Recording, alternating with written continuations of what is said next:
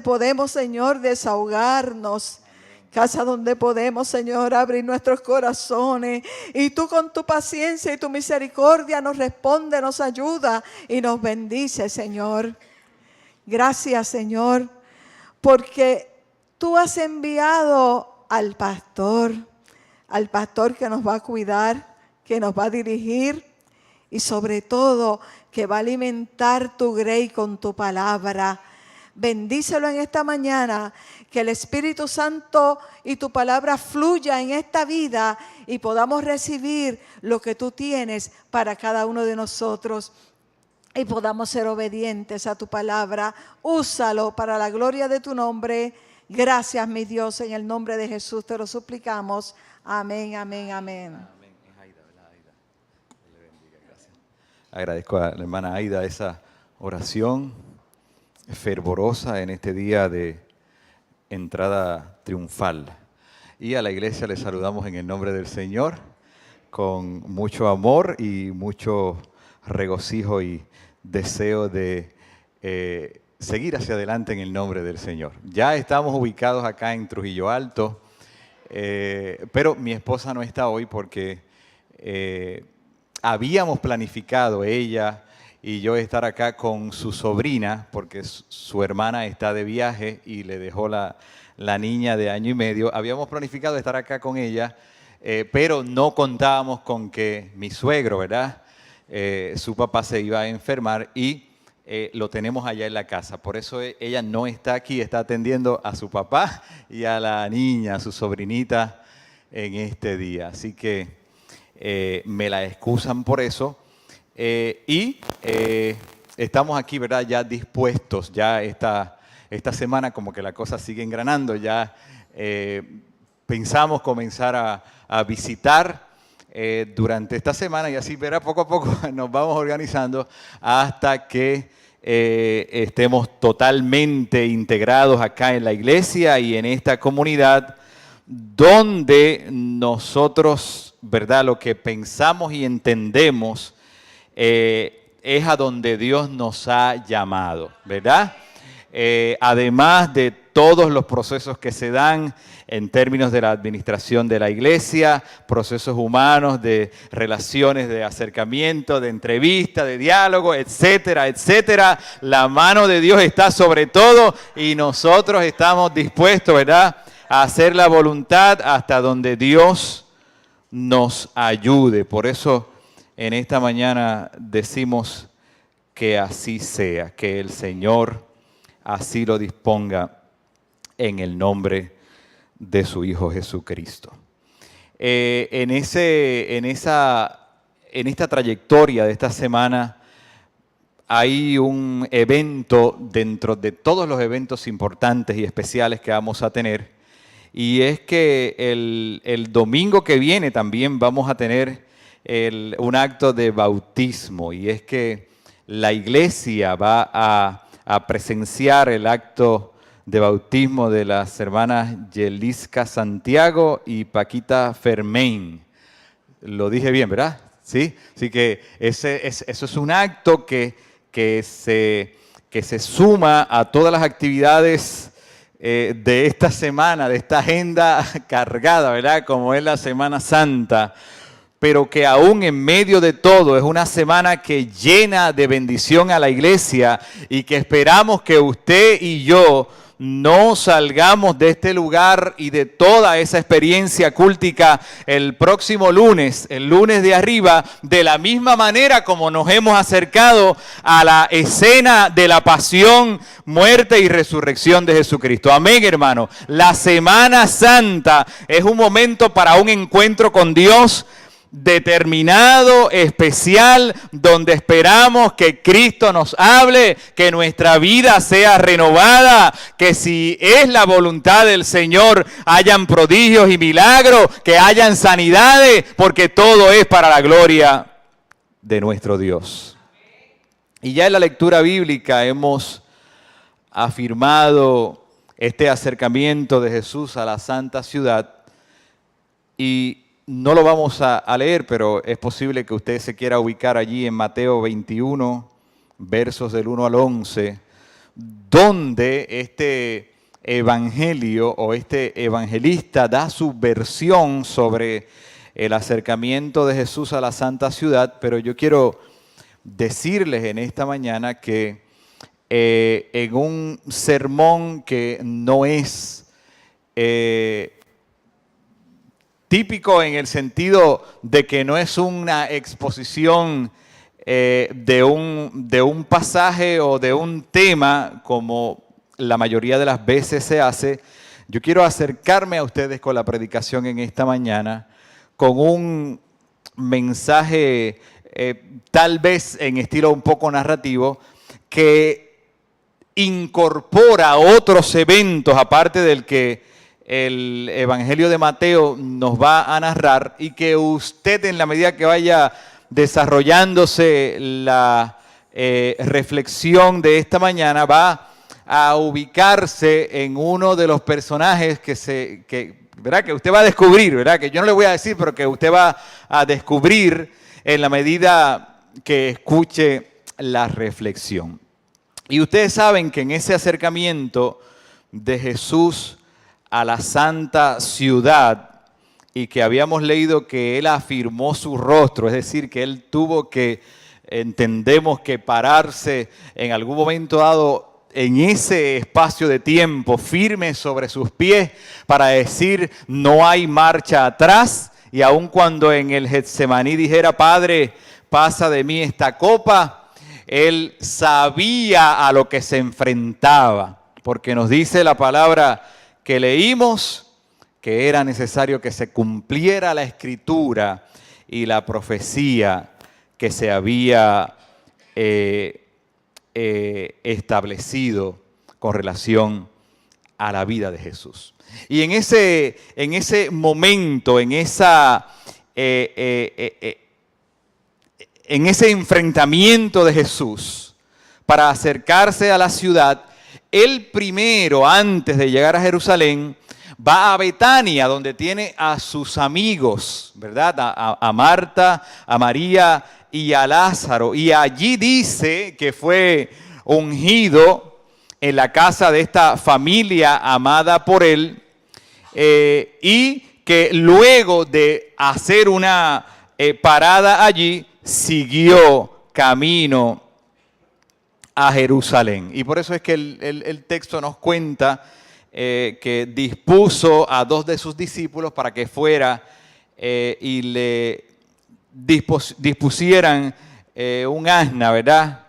En el cual él pudiera sentarse. Y también dice que cuando llegó y contempló la ciudad a la distancia corta, dice la palabra que él lloró por Jerusalén, que le conmovieron sus entrañas por la compasión que sintió por la santa ciudad. Así que les invito a reflexionar en esta mañana.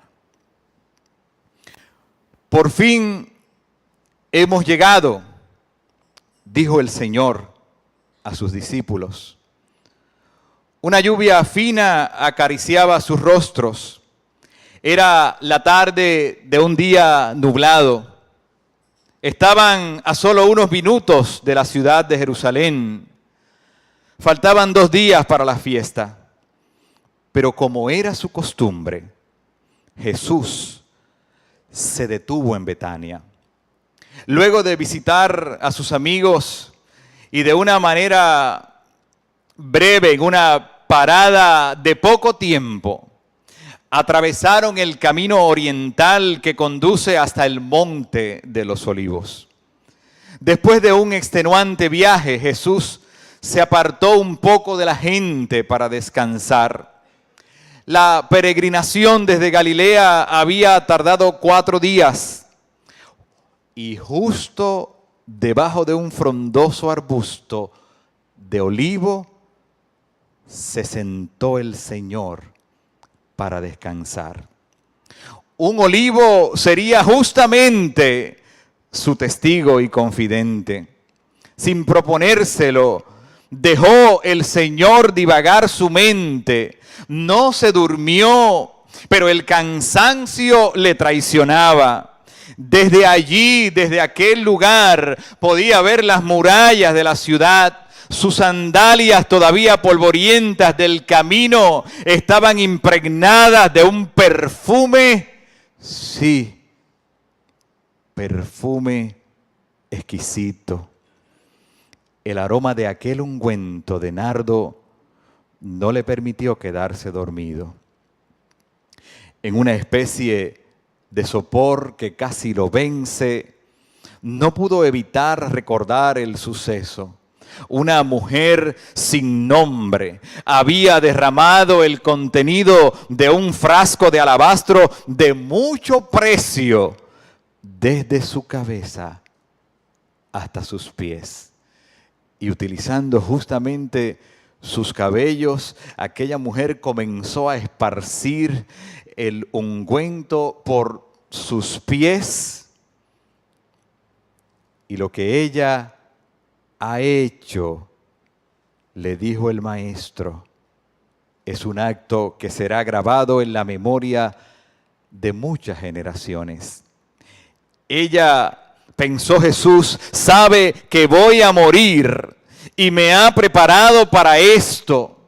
Con la mirada todavía divagante, podía contemplar las murallas del templo a la distancia.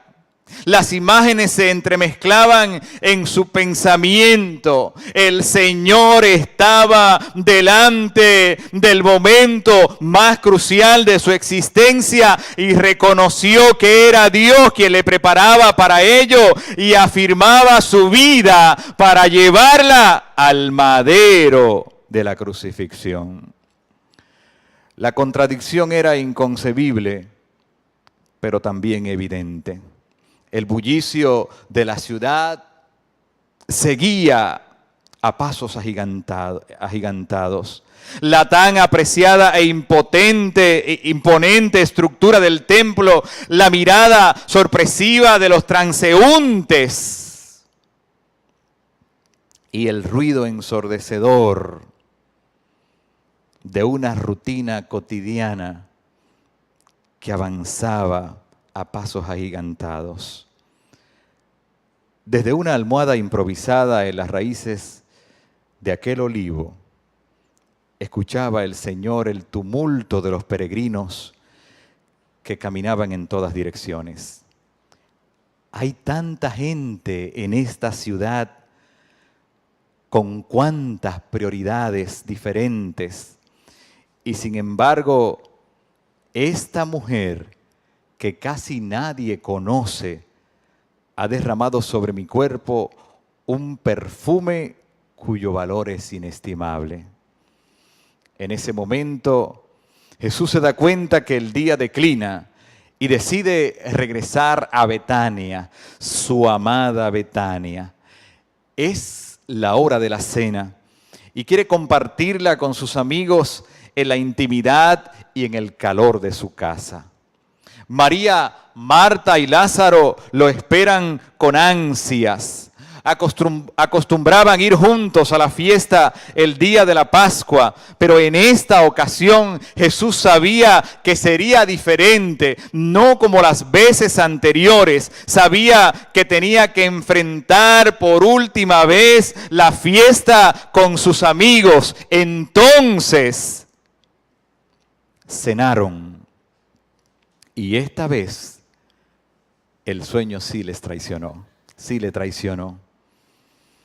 Cuando despertaron en la mañana del día siguiente, dispusieron su camino de regreso a la santa ciudad.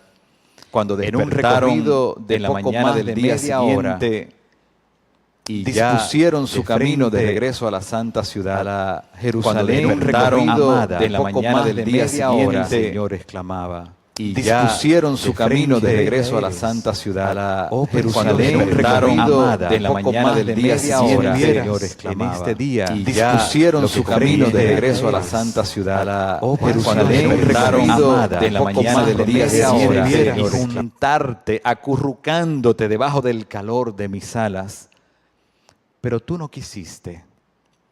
Tus hijos, Jerusalén amada, eran para mí como polluelos indefensos en las noches frías.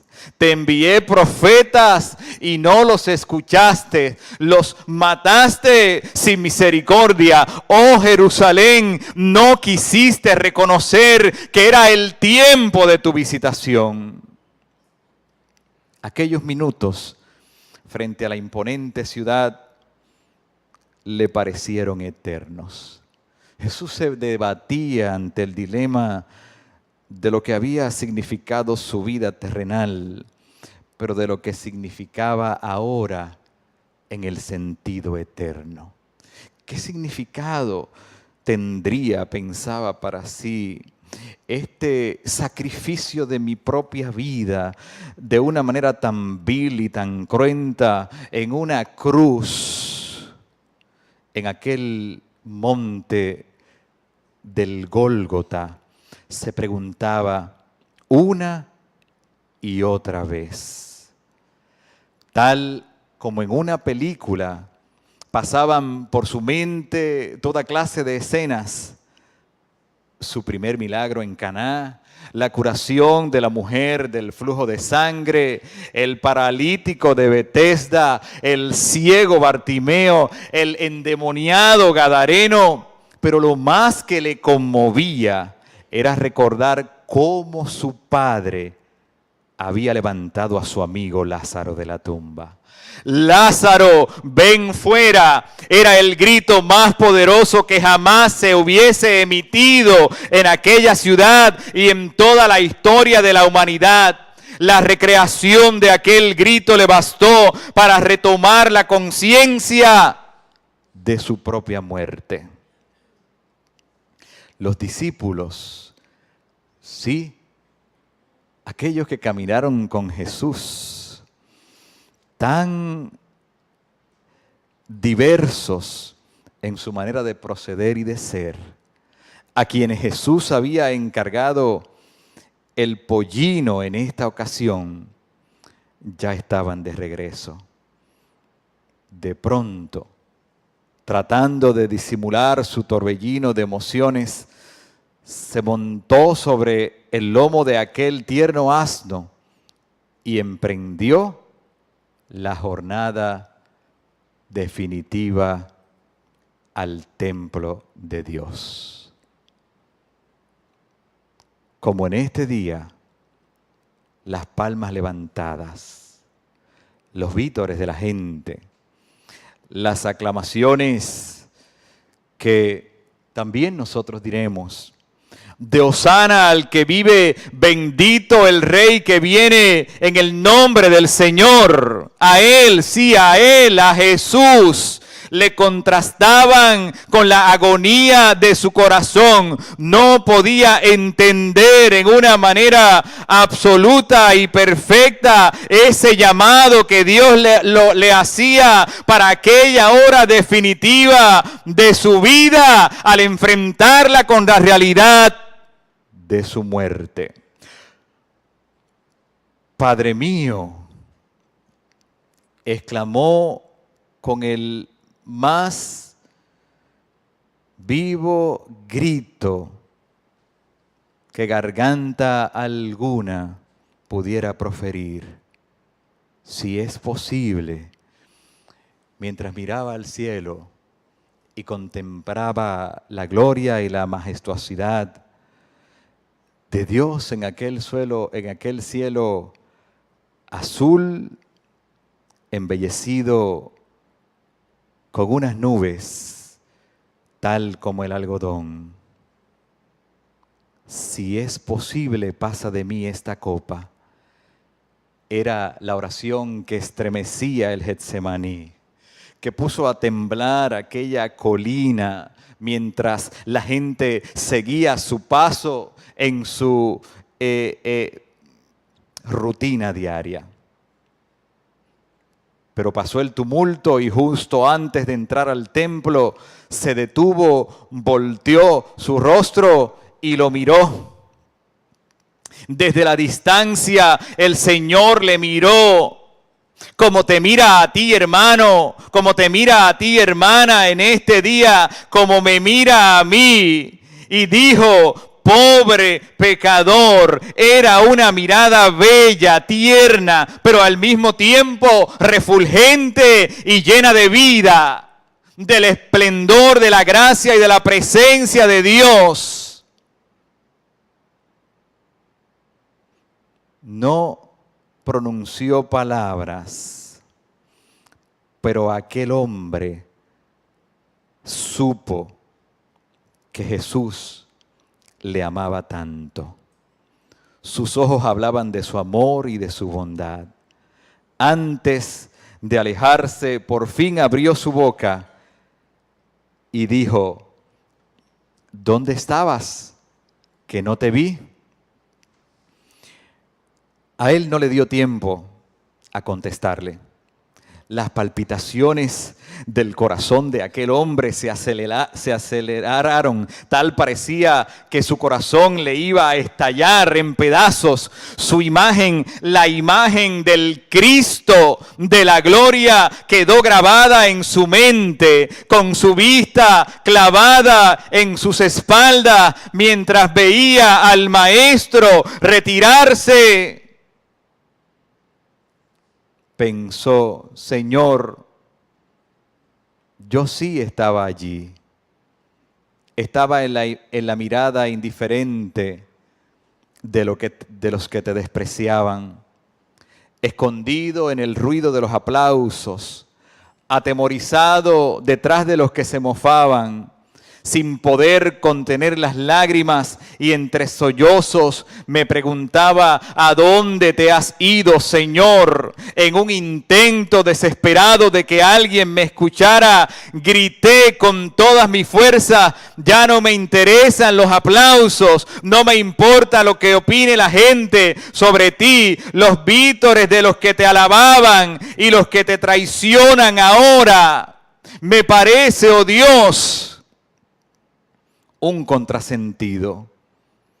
Me aturde la irrelevancia del afán cotidiano. Y con voz entrecortada, en un grito eterno, aquel hombre de nombre, ¿cómo se llamaba? Aquel hombre de nombre Natanael expresó: solo me interesa la cruz. Solo me interesa la cruz. Aquel hombre que la historia bíblica no dice, pero que asumimos que estaría allí en la escena de la cruz. Aquel hombre fue Natanael, aquel de quien Jesús dijo: he ahí un verdadero israelita en quien no hay engaño. Aún con la imperfección de Natanael, Dios lo llamó y le dijo: te vi debajo de la higuera y supe que era una persona íntegra.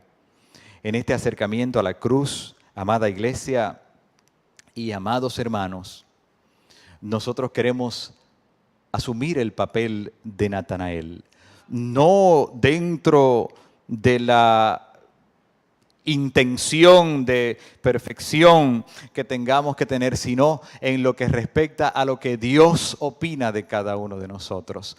Y yo afirmo en esta mañana que Dios dice de cada uno de ustedes y de cada uno de nosotros, como le dijo a Natanael: mira allí un verdadero de Natanael en quien no hay engaño. En esta semana, mis amados hermanos, al acercarnos a la cruz y a la escena de la pasión, nosotros queremos reclamar delante de Dios esas mismas palabras que dijo para Natanael: he aquí un verdadero israelita, una verdadera israelita, un verdadero puertorriqueño, puertorriqueña en quien no hay engaño. Iglesia del Señor, acerquémonos a la Semana Santa con sinceridad e integridad de nuestro corazón, reconociendo no que somos perfectos, sino precisamente que necesitamos de la gracia de Dios salvadora, sanadora, que cubre nuestra vida con toda la bendición y la plenitud de su maravillosa presencia.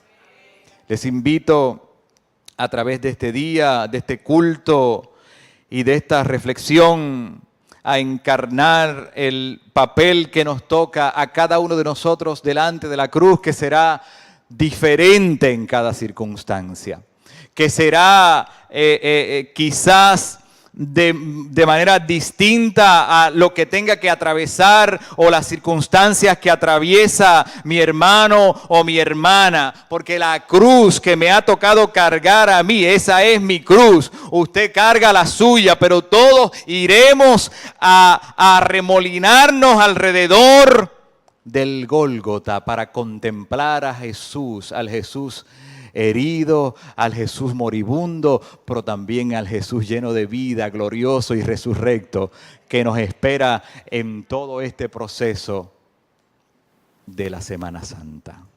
Les invito a estar en pie en esta hora para orar a Dios. Y así como reconocemos su presencia en este día y en este lugar, queremos que su presencia y su bendición nos alcance para siempre. Que esta sea una semana distinta, oh Dios, como toda Semana Santa es distinta, pero que lo sea para cada caso particular de los hijos y las hijas que se reúnen en este lugar. Tú les conoces, oh Dios, porque tú les formaste desde el vientre y sabes lo que cada uno y cada una espera de ti, pero también sabes lo que de cada uno de ellos tú esperas. Nos ponemos en actitud humilde, Señor, para acercarnos a la Semana Mayor. Te pedimos que tu bendición manifestada en el culto, en la exposición del mensaje de Dios, en la fraternidad cristiana, en el saludo de unos y de otras, Señor, en el ósculo santo, Señor, que nos debemos y que nos daremos, allí nos encontremos con el rostro del Cristo herido y con la vida que Él nos ofrece a través de la resurrección.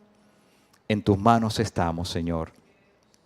Envía a este pueblo, envíanos, Señor, en esta hora para sazonar la tierra de Villa Andalucía, para sazonar esta tierra puertorriqueña, y que en medio del quebranto de la vida podamos exclamar: Hosana, bendito el que viene en el nombre de Dios.